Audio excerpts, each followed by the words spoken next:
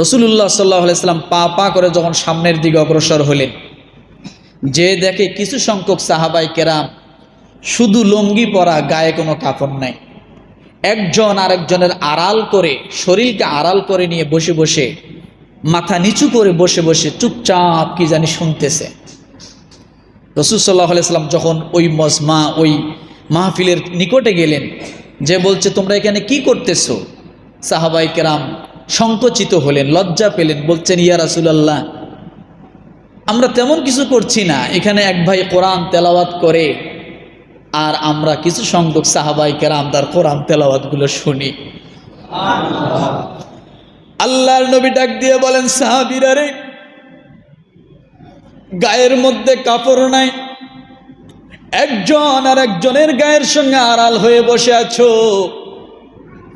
আল্লাহ রব্বুল আলামিনের কাছে এই মজমার এত দাম, এত দাম, আমার আল্লাহ তাআলা জিব্রাইল আমিনকে পাঠাই দিয়েছে।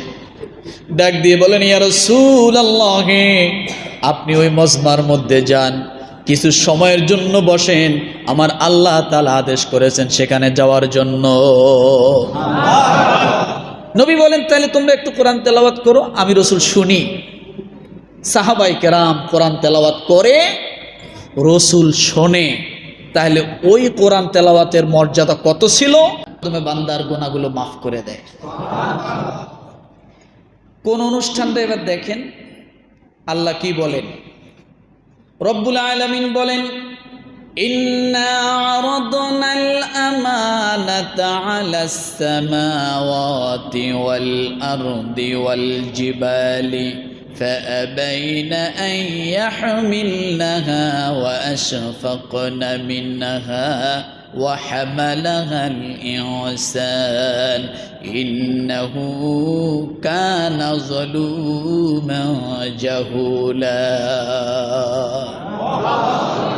হলো না, কৃপণতা করলেন, লজ্জা পাইলেন, লজ্জা মনে হয় নো, আল্লাহর নাম নিতে কোনো লজ্জা নেই। আপনি কোন অনুষ্ঠানে আসছেন সেইটা বুঝাইতে যে আমি আয়াতটা নিয়ে আসছি। সূরাতুল আহজাব আয়াত নাম্বার ৭২। কত? রব্বুল আলামিন ডাক দিয়ে বলেন, ইন্না আরাদনাল আমানাতা আলাস সামাওয়াতি ওয়াল আরদ।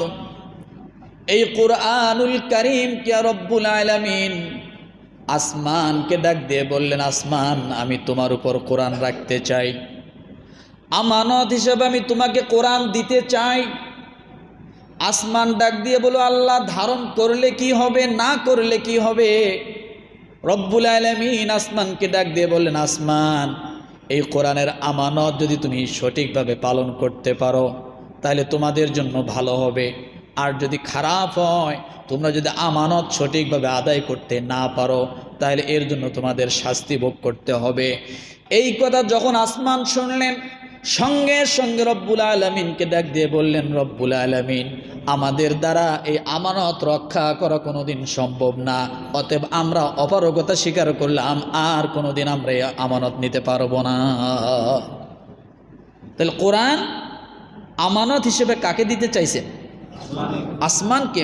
কথাগুলো মনে রাখবেন, কোরআনকে আল্লাহ আমানত হিসেবে দিতে চাইলেন আসমানকে। আসমান বলল, আল্লাহ, যদি আমানত রাখতে পারি কি হবে, না পারলে কি হবে? আমানত রাখতে পারলে তোমাদের মঙ্গল হবে, না পারলে তোমাদের শাস্তি হবে।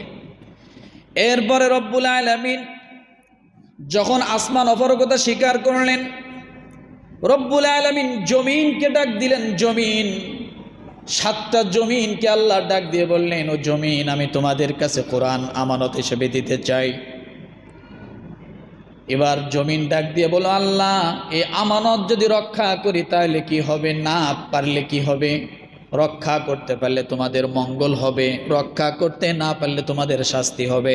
জমিন বিলকুল সাফ ডাইরেক্ট না করে দিল, আল্লাহ, এই আমানত আমরা রাখতে পারবো না।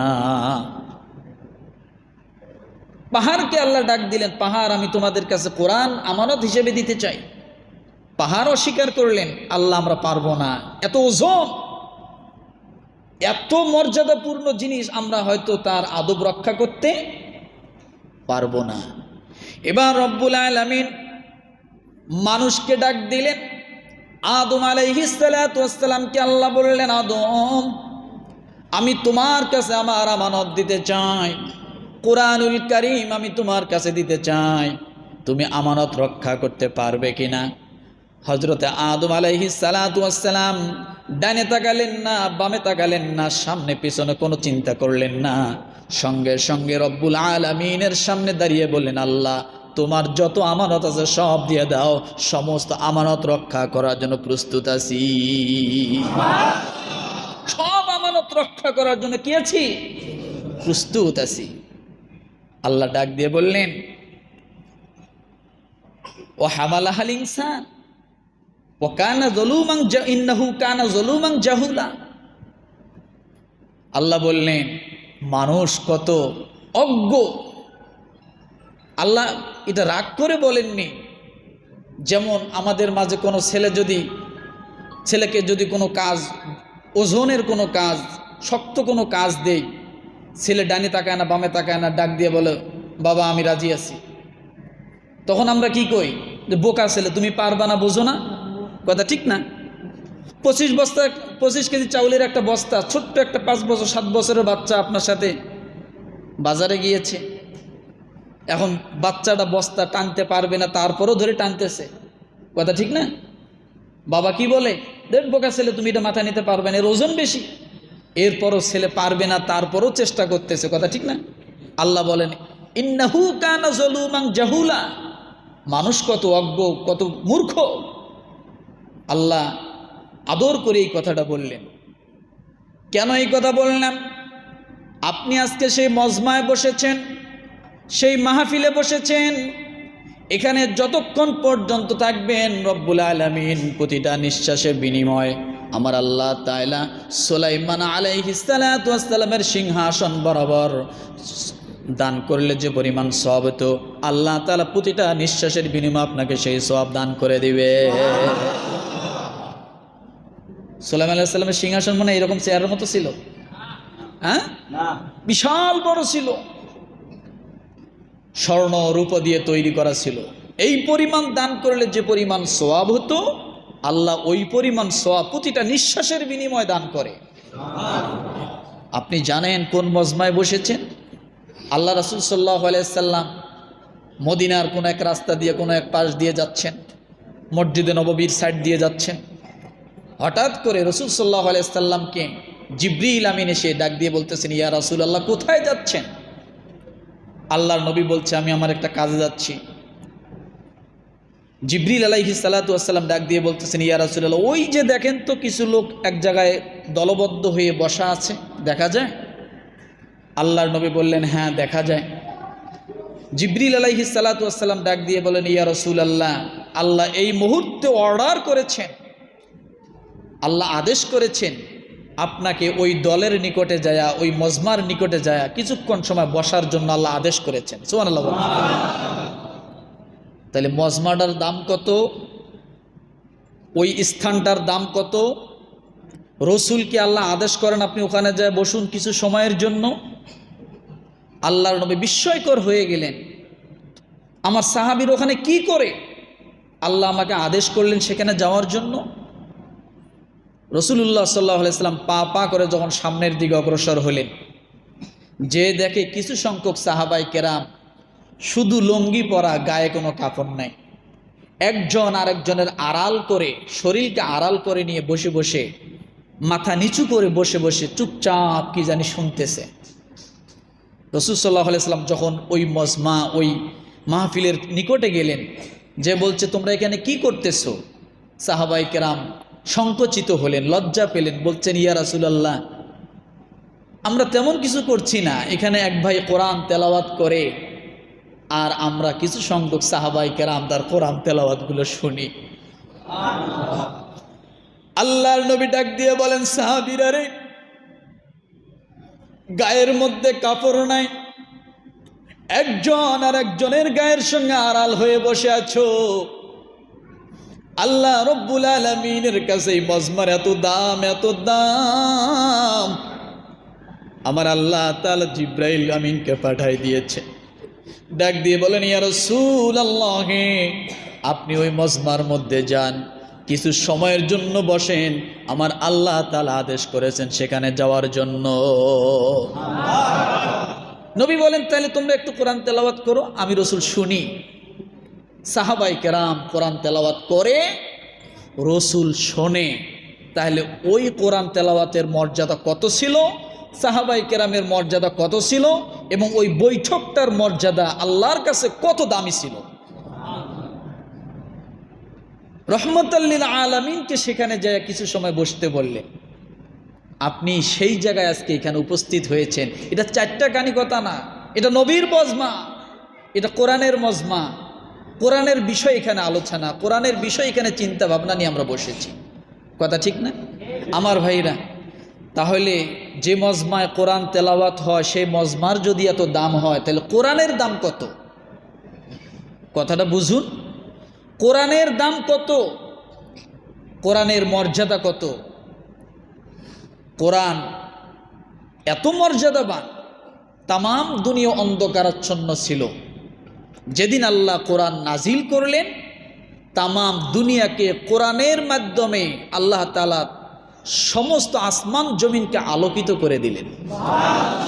ইন্না আনজালনাহু ফি লাইলাতিল কদর ওয়া মা আদরাকা মা লাইলাতুল কদর লাইলাতুল কদরি খায়রুম মিন আলফি শাহর। রব্বুল আলামিন কোরআন বিষয়ে বললেন, এ কোরআন যেদিন নাজিল হয়েছে সেদিন থেকে মানুষের ভাগ্য পরিশুদ্ধ হয়েছে। এ কোরআন যেদিন মানুষ পেয়েছে, কোরআনের সংস্পর্শে মানুষ যেদিন এসেছে, সেদিন থেকে আমার আল্লাহ তাআলা সমস্ত অন্ধকারাচ্ছন্ন জাতিকে আমার আল্লাহ আলোকিত করে দিয়েছে। ইয়া আইয়ুহান নাসু ক্বাদ জাআকুম বুরহানুম মির রাব্বিকুম ওয়া আনজালনা ইলাইকুম নূরাম মুবিনা। বুরহানুম মির রাব্বিকুম, হে জাতি, মানুষ নামে যারা জন্মগ্রহণ করেছো, তোমরা শুনে রাখো, দুইটা জিনিসকে যতদিন তোমরা ভালোবাসবে, দুইটা জিনিসকে যতদিন তোমরা আঁকড়িয়ে ধরবে, দুইটা জিনিসের সাথে যতদিন তোমরা সম্পর্ক রাখবে, ততদিন পর্যন্ত তোমরা কখনোই ধ্বংস হবে না। তোমাদেরকে কেউ হালাক করতে পারবে না। তোমরা দুনিয়াও দামি, আখেরাতেও দামি। বুরহান নামের একজন নবী, নূর নামের একটি কিতাব, এর সাথে যতদিন স্পর্শ থাকবে, যতদিন সম্পর্ক থাকবে, আমার আল্লাহ সুবহানাহু ওয়া তাআলা ওই মানুষকে দুনিয়াও দামি বানায় দিবে, আখেরাতেও দামি বানায় দিবে। কেমন দামি বানায় দিবে? রব্বুল আলামিন ডাক দিয়ে বলেন, আর রহমান আল্লামাল কুরআন খলাকাল ইনসান আল্লামাহুল বায়ান। আপনি কেমন দামি হবেন এবার দেখেন। সূরা রহমান, দয়াময় আল্লাহ সৃষ্টি করেছেন। আর রহমান আল্লামাল কুরআন, শিক্ষা দিয়েছেন কোরআন। খলাকাল ইনসান, সৃষ্টি করেছেন মানুষ। দুইটা কথা এখানে ভালো করে বোঝেন। প্রথম আল্লাহ তার রহমান নামের পরিচয় দিলেন, এরপরে কি বললেন? আল্লামাল কুরআন। তারপরে আল্লাহ বললেন খলাকাল ইনসান। মানুষের কথা আল্লাহ পরে বললেন, কোরআনের কথা আল্লাহ কি আগে বললেন। কেন এই কথা বললেন? কারণ একটি জাতি ততক্ষণ পর্যন্ত পরিপূর্ণে মানুষত্বের রূপে মানুষ হবে না, যতক্ষণ পর্যন্ত তার ভিতরে কোরআনের জ্ঞান না থাকবে। আল্লাহ এটাই বুঝাইতে চাচ্ছেন, আল্লামাল কুরআন খলাকাল ইনসান। সত্যিকারে তোমরা যদি মানুষ হতে চাও, সত্যিকারে যদি মানুষ হতে চাও, তাহলে লাগবে কি? কোরআনের জ্ঞান। কি লাগবে বলেন? কোরআনের জ্ঞান। কোরআনের জ্ঞান যে জাতি আছে, এই জাতির কাছে আছে, সেই জাতি দুনিয়া যতদিন জীবিত থাকবে ততদিন দামি। যেদিন মারা যাবে সেদিন থেকে এই জাতি বরজগতের দামি। আল্লাহর হাবিব ডাক দিয়ে বলেন, ইদা মা তাহামিলুল কুরআন আউহুল্লাহু ইলাল আরদ। একজন হাফেজে কোরআন, একজন সিনাজার কোরআন আছে, একজন কোরআনের সঙ্গে যার সম্পর্ক আছে এমন ব্যক্তি যখন কবরের মধ্যে যায় আল্লাহ তাআলা সঙ্গে সঙ্গে কবরের মাটিকে ডাক দিয়ে বলে, মাটি রে, তুই তো জানিস না তোর ভিতরে কে এসেছে। খবরদার, এ ইজামা তাহামিলুল কুরআন, এই ব্যক্তির বক্ষের মধ্যে কোরআন আছে, অথবা এই ব্যক্তি কোরআনকে ভালোবাসত, মোহাব্বত করত, খবরদার কবরের মাটি আমার এই মোহাব্বত করনেওয়ালা কোরআনের মোহাব্বত করনেওয়ালা ব্যক্তির সঙ্গে কখনো বেয়াদবি করো না। আল্লাহ তাআলা কবরের মাটিকে এই দেহটা পচানোর জন্য সম্পূর্ণ হারাম করে দেয়। বুঝুন, যার ভিতরে কি আছে? কোরআন আছে। যে কোরআনকে ভালোবাসে, যে কোরআনের বাহককে ভালোবাসে, যার সাথে কোরআনের বাহকের ভালো সম্পর্ক আছে, আল্লাহ রসুল বলেন ওই ব্যক্তিকে কবরে কোনোদিন তার দেহটাকে মাটি স্পর্শ করতে পারবে না, মাটি তাকে খাবে না, পোকা তাকে ধরবে না। কেন? তার সম্পর্ক কোরআনের সঙ্গে। কোরআন যেমন চিরঞ্জীব, মানুষটাকে আল্লাহ বানাবেন চিরঞ্জীব। কবরে মরে গেছে, সে মরে যায়নি। সব মানুষ মৃত্যু হলেই মৃত্যু হয় না। শহীদরা কি মরে যায়? আজকে আমি জুমার আলোচনা এটাই করেছি, শহীদরা মরে না। তেমনি কোরআনের হাফেজরা মরে না। স্বাভাবিকভাবে আমাদের দুনিয়ার নিজামে তাকে স্থান পরিবর্তন করতে হয়, কিন্তু বাস্তবে সে যখন কবরে যায় আল্লাহ সুবহানাহু ওয়া তাআলা হাফেজ কোরআনকে জিন্দা করে দেয়। কবরে বসে বসে কোরআন তেলাওয়াত করতে থাকে কিয়ামত পর্যন্ত। কি পর্যন্ত? কিয়ামত পর্যন্ত কবরে সে কোরআন তেলাওয়াত করতেই থাকে। আমার ভাইরা, আজকে সেই ছোট ছোট বাচ্চারা আজকে সেই কোরআন ধারণ করেছে, কোরআনের সবক নেবে। আজকে এই বাচ্চারা হলো জান্নাতের পাখি। বাচ্চারা কি বলেন তো? জান্নাতের পাখি। এদের সম্মান কত! এরা যে রাস্তা দিয়ে যায় ওই রাস্তা দিয়ে আল্লাহ সুবহানাহু ওয়া তাআলা ফেরেশতার মাধ্যমে নূরের পর বিছায়া দেয়। এত দামি এই তলবে ইলমগুলো। এরা যদি হাত তুলে আল্লাহর কাছে কোনো কিছু বলে, আল্লাহ এটা লজ্জা পায়, কবুল না করে পারে না।